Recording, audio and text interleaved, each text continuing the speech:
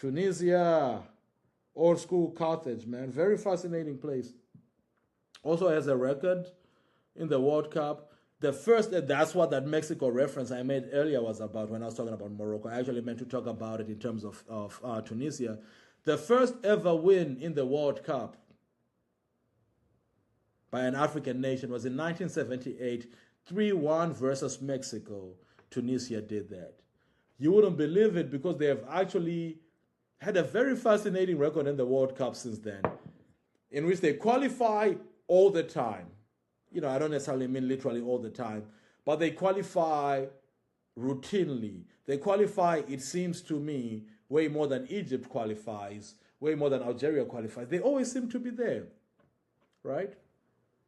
I wonder if I can quickly find here Tunisia at the World Cup over the years. Okay.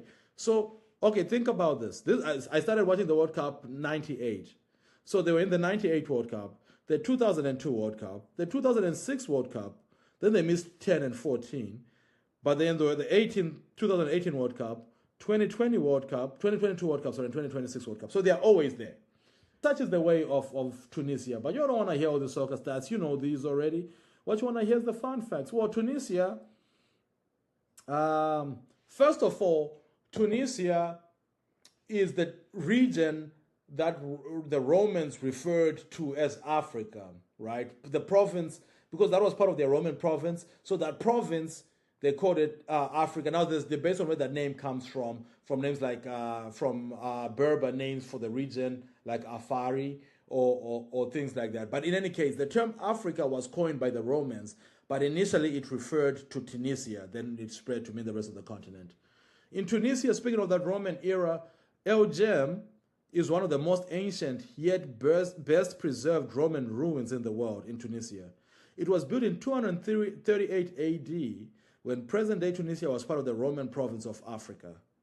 Built for spectator events, El Jem has a capacity of 35,000 people.